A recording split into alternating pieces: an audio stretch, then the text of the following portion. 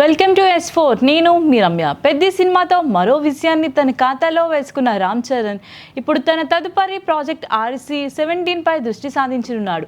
ఈ చిత్రానికి స్టార్ దర్శకుడు సుకుమార్ దర్శకత్వం వహించనున్న విషయం ఇప్పటికే అధికారికంగా ప్రకటించడంతో సినీ అభిమానులు భారీ అంచనాలు నెలకొన్నాయి. రంగస్థలంతో ప్రేక్షకుల్ని ఆకట్టుకున్న ఈ హిట్ కాంబినేషన్ మరోసారి కలిసి పనిచేయడంతో సినిమా ఎలా ఉండబోతుందనే చర్చలు జోరుగా సాగుతున్నాయి. సుకుమార్ తన సినిమాలో పాత్రల రూపకల్పన, భావోద్వేగాలు, కథనానికి ప్రత్యేక ప్రాధాన్యత ఇస్తాడనే పేరుంది.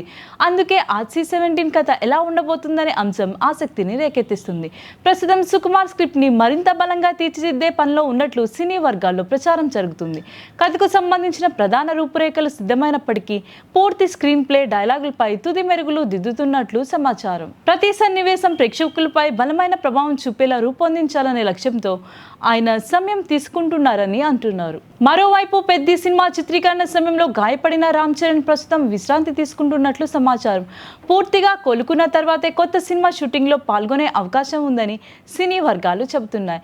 దీంతో RC-17 రెగ్యులర్ షూటింగ్ కొంత ఆలస్యంగా ప్రారంభమయ్యే అవకాశాలు కనిపిస్తున్నాయి. సినిమా నేపథ్యం గురించి అధికారిక వివరాలు బయటకు రానప్పటికీ సుకుమార్ మరోసారి గ్రామీణ వాతావరణాన్ని ఎంచుకుంటారా లేక పూర్తిగా భిన్నమైన ప్రపంచాన్ని ప్రేక్షకులకి చూపిస్తారు అనే చర్చలు సోషల్ మీడియాలో సాగుతున్నాయి. గతంలో రంగస్థలం, పుష్ప చిత్రాలతో గ్రామీణ నేపథ్యాన్ని వినూత్నంగా ఆవిష్కరించిన సుకుమార్ ఈసారి కూడా కొత్త కాన్సెప్ట్ తో వస్తారనే అంచనాలు వ్యక్తమవుతున్నాయి. ఈ చిత్రాన్ని మైత్రి మూవీ మేకర్స్ భారీ స్థాయిలో నిర్మించనున్నట్లు ప్రకటించారు.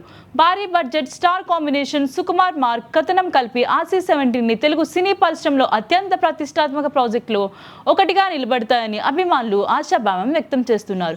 షూటింగ్ షెడ్యూల్, నటీనటులు విడుదల తేదీ వంటి వివరాలపై అధికారిక ప్రకటన కోసం సినీ అభిమానులు ఆసక్తిగా ఎదురుచూస్తున్నారు.